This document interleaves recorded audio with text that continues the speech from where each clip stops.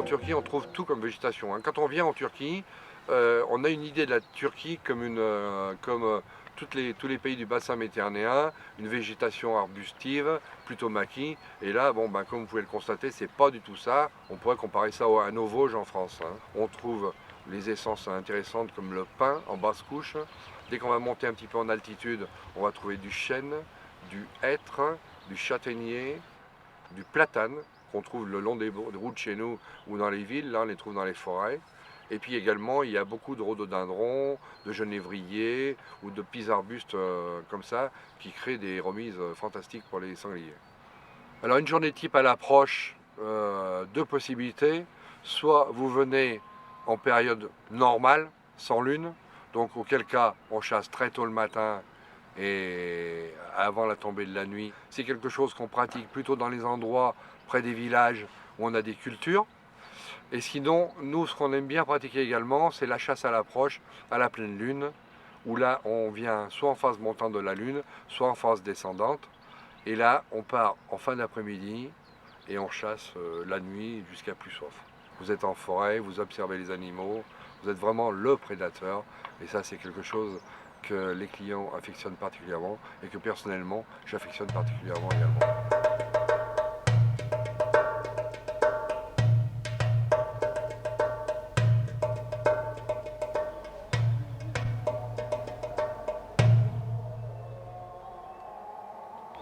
Nous avons quelques miradors sur le territoire, mais ce n'est pas notre chasse essentielle. C'est une chasse d'affût. Hein. On va sur un poste en hauteur pour se fondre dans la forêt, pour se faire oublier par la forêt. Et là, on attend les animaux qui passent, qui traversent le chemin ou qui viennent manger le long du chemin. Et on a souvent des résultats qui sont intéressants au mirador parce que ce sont des animaux qui sont connus de la part des forestiers. Et ils les ont aperçus à plusieurs reprises. Et quand ils ont été détectés, aperçus et revus, on vient chasser sur ces points.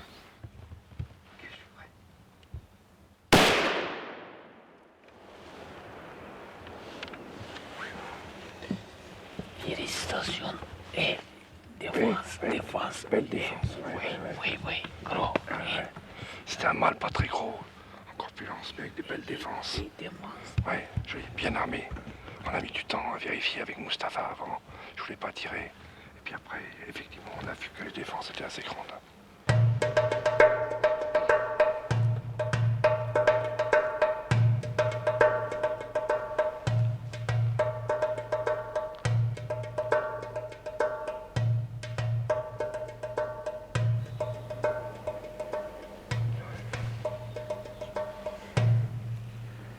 Super. Very good. À l'approche, il est essentiel, capital, d'avoir une carabine équipée d'une bonne lunette. Il ne faut pas avoir une lunette qui a un diamètre d'objectif en dessous de 50 mm.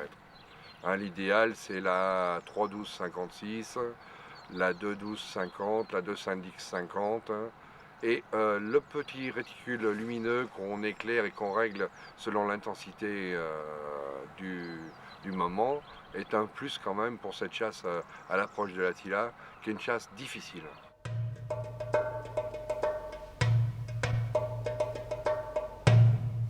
Avec notre ami Mustapha, nous allons faire un petit affût ce soir dans la montagne, pas très loin d'ici.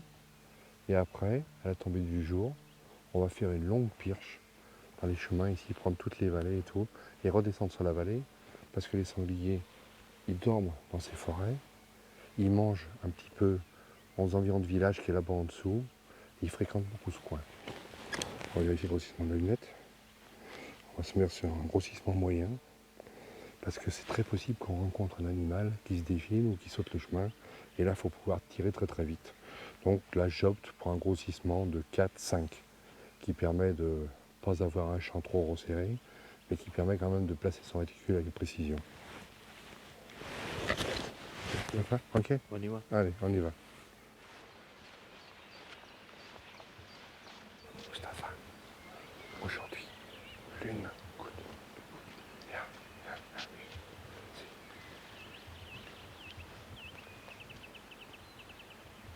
Ah ouais, tu pousses comme ça.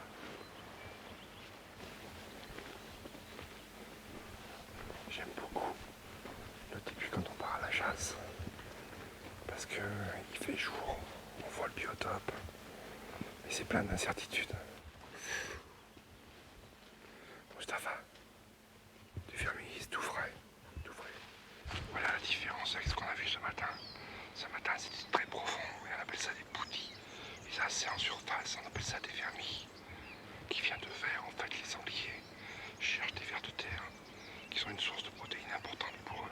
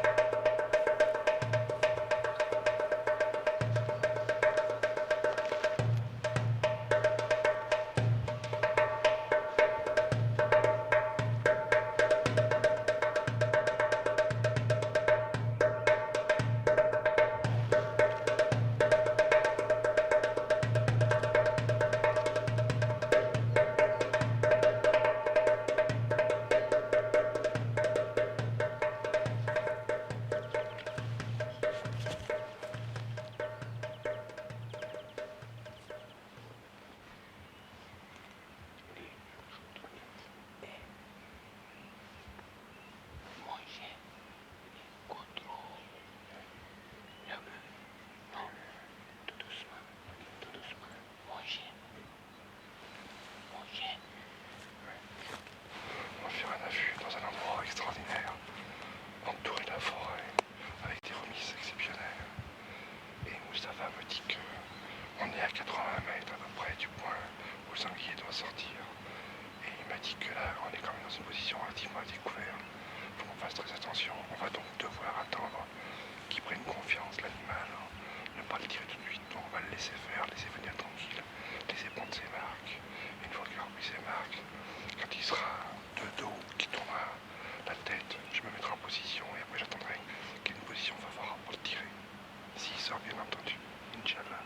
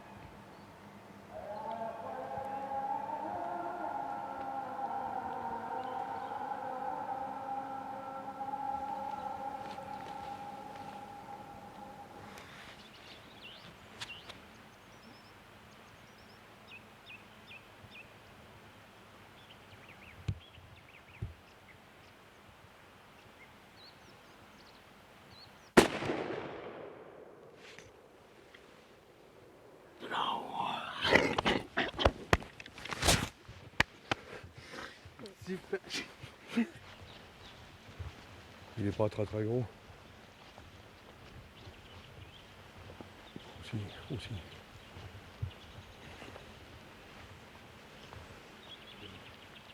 Aussi.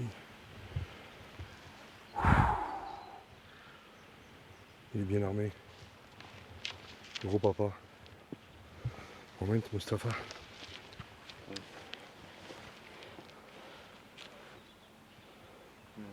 Pas de problème.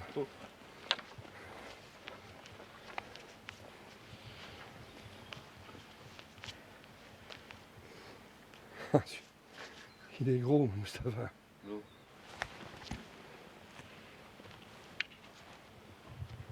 Vraiment, on l'a entendu venir de nulle part et tout. Rien, aucun bruit. C'est fantastique, hein, c'est fantastique. Hein. Ça, c'est grâce à mon ami Mustapha. Sans ça.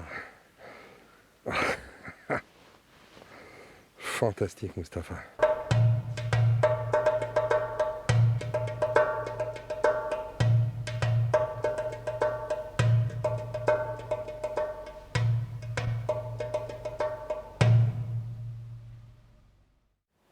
Ah, après le tir d'un sanglier comme ça, on a beaucoup d'émotions. Je dirais que même hier soir, on en a eu particulièrement, parce que c'est un animal que Mustapha connaissait plus ou moins, mais qu'il n'avait pas eu l'occasion de voir de près.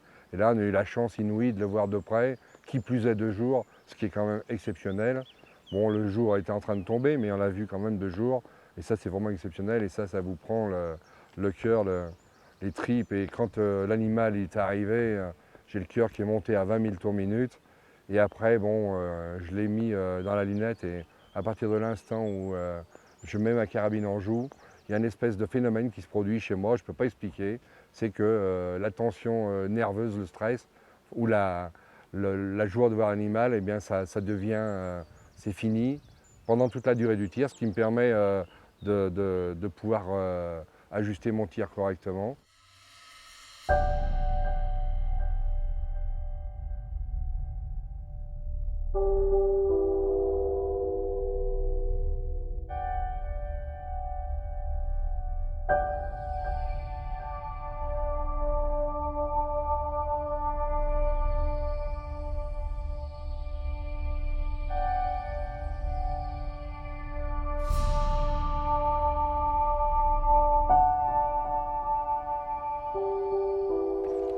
7 cm de Circonférence. circonférence. 7 cm de Et circonférence. la table d'usure. La table d'usure. d'usure. On mesure la table d'usure. Vas-y, je tire en bas. La table d'usure, il est de alors, 11.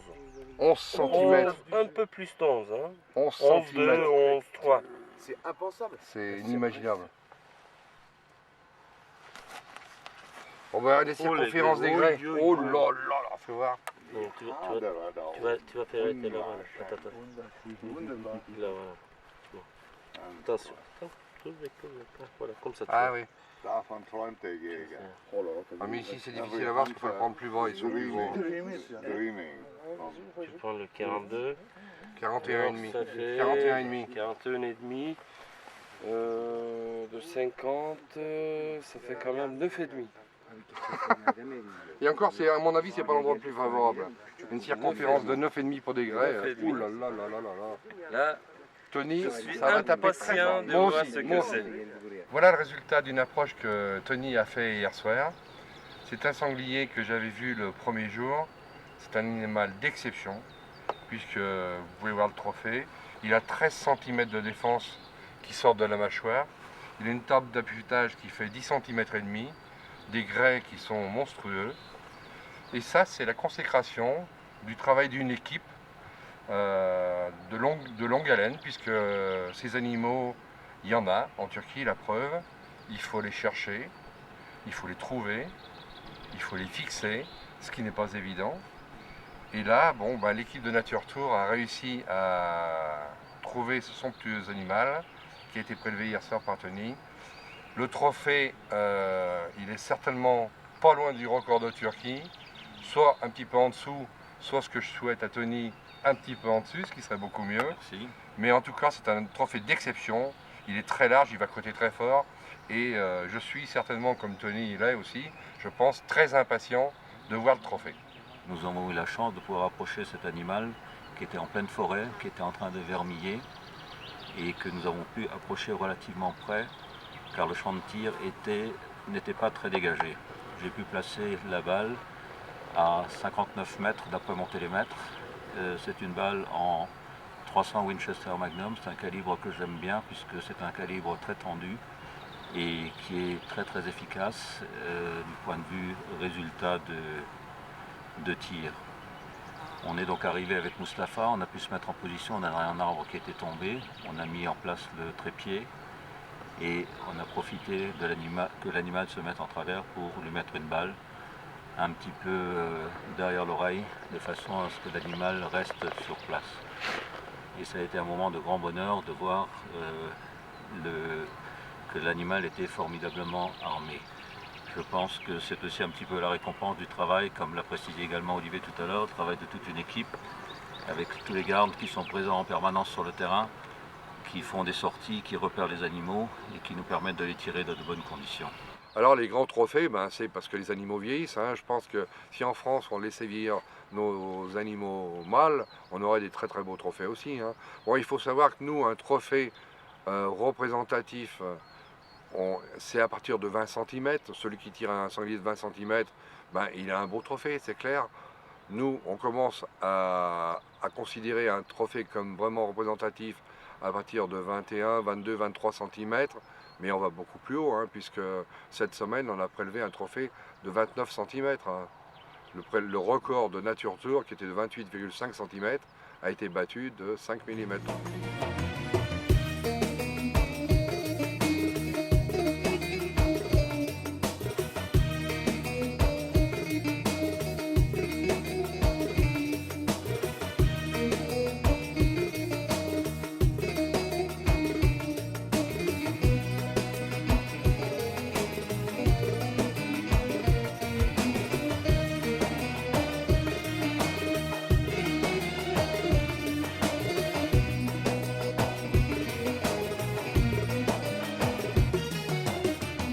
Yıllarca bekledim senin sevdiğin aşkıma karşılık verirsin diye yollara bakıp.